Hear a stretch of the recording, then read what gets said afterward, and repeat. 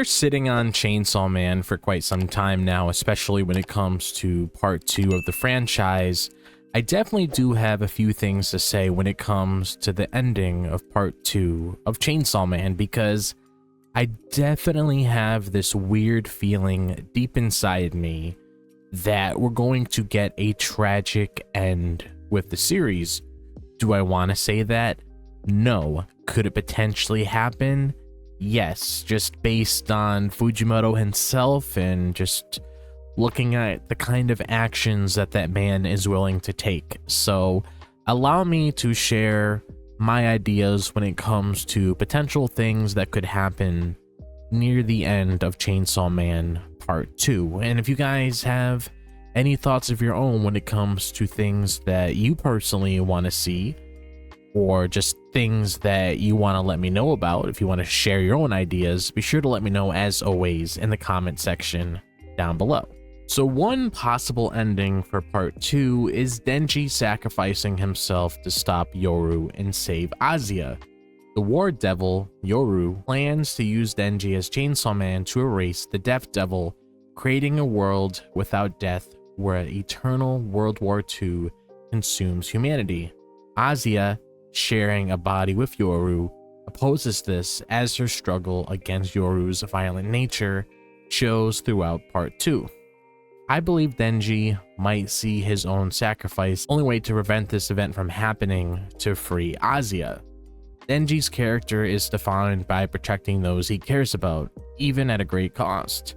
In part 1, he lost power and Aki, and now with Nayuta's fate uncertain, his protective instincts remain strong. His bond with Azia, built through moments like their aquarium date, shows how much he values her. If he realizes Yoru is using him to achieve her goal and Azia is trapped, Denji might have to choose to give up his life to stop Yoru, ensuring Azia's safety. This would be heartbreaking because Denji's journey has been about finding purpose, a simple life, perhaps with connection and love. His moments with Azia hinted at that possibility, but sacrificing himself would mean losing it all. Imagine a final scene where Denji faces Yoru and accepts his fate to save Azia, knowing he'll never see her again. It would be a selfless act that showcases the tragedy of his life, leaving us with a profound sense of loss. The impact on Azia would be equally devastating. Her struggle with guilt and insecurity, evident in her resistance to Yoru, would make Denji's sacrifice unbearable for her. Fujimoto's stories often explore sacrifice and its consequences, and this ending would fit that pattern, leaving both characters and readers heartbroken. Another tragic possibility is that Azia loses herself completely to Yoru, becoming a vessel for the War Devil's destructive vision. Yoru expresses her desire to restore a world of endless war, assembling a devil army to erase the Death Devil. Azia has fought to preserve her humanity, evident in her vulnerable moments with Denji, but Yoru's power grows with global fears, such as the return of nuclear weapons. If Yoru finally overtakes Azia's consciousness, it would be a profound loss of her identity. Azia's arc in part 2 centers on balancing her own desires with Yoru's influence. Her connection with Denji, from their awkward encounters to their shared openness, reveals her longing for a normal life. Yet Yoru's dominance, especially after transforming the falling devil into a weapon, threatens to erase Azia's personality. If Yoru succeeds in consuming her, Azia would be trapped, unable to stop the War Devil's chaos. This would be devastating because it would mean the end of Azia as we know her. Denji, who cares deeply for her, might face Yoru in a final confrontation, searching for Azia but finding only the War Devil. He could be forced to accept that the person he connected with is gone, perhaps needing to stop Yoru at the cost of Azia's body.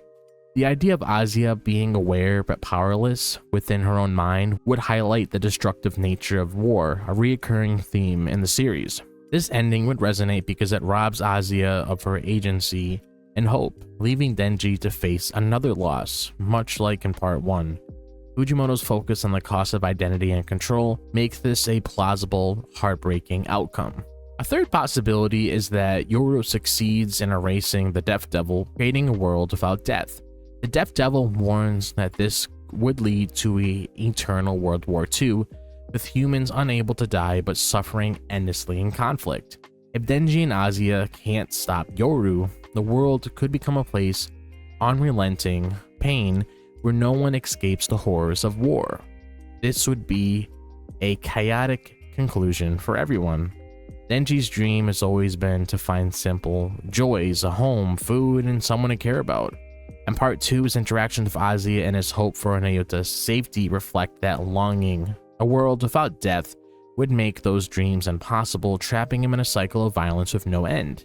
Azia, if she retains any awareness within Yoru's control, would be tormented by knowing her body was used to create this nightmare.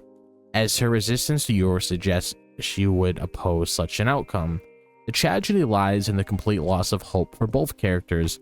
Denji might continue fighting, but without the possibility of death, his spirit could break under the weight of endless suffering. Azia would face the horror of a war she couldn't stop, fueled by Yoru's double army and nuclear weapons. The final image could show Denji and Azia separated by Yoru's dominance in a world consumed by conflict with no escape. This ending would be profoundly tragic because it offers no resolution, only despair. Fujimoto's storytelling often contrasts the harsh realities of human nature, and an eternal world of suffering would reflect that. And a final heartbreaking possibility is that Denji must kill Yoru and thus Azia to stop her chaotic plan. Yoru aims to use Denji to erase the Death Devil, creating an eternal war. Since Yoru shares Azia's body, stopping her might mean killing Azia as well. If Denji realizes there's no other way to prevent Yoru's vision, he could face a devastating choice, destroying the person he cares about to save the world. Denji's bond with Azia has been a highlight of part 2, from their early interactions to their deeper connection, where they share their fears and hopes. However, Yoru's growing control, shown when she transforms the falling devil into a weapon, demonstrates her increasing power. If Azia cannot reclaim her body, Denji might confront Yoru, hoping to reach Azia but finding only the war devil, forcing him to make the painful decision to end her life. This would be devastating because it would echo Denji's losses in part 1, where he lost everyone he loved. Killing Azia would mean destroying the one person who gave him hope for a connection, leaving him with overwhelming guilt and loneliness. Imagine a final moment where Denji, having stopped Yoru, realizes he's lost Azia forever, standing alone with the weight of his choice. It would be a crushing blow, highlighting the cost of his role as Chainsaw Man. The tragedy would also affect Azia, who has fought to maintain her identity against Yoru. If she's aware in her final moments, she might even urge Denji to act, knowing it's the only way to stop Yoru. Fujimoto's stories often center on impossible choices, and this ending would showcase that theme, leaving both characters and readers heartbroken. So those are my thoughts when it comes to the potential end of part 2 of Chainsaw Man. Like I said earlier in the video, I just have this strange feeling deep inside me that we're gonna expect a lot of heartbreaking things towards the end of part 2. It's just the weird feeling I get when it comes to Fujimoto because, like I said many times before, he's a very unpredictable person. So if he were to make a decision like that to really just mess with our emotions and just make part 2 very tragic and heartbreaking, I wouldn't be surprised at all. But now I want to hear from you guys. Do you guys have any thoughts of your own that you want to share with me when it comes to what I said in this video? Or if you guys have any thoughts of your own when it comes to how you potentially see part 2 of Chainsaw Man ending?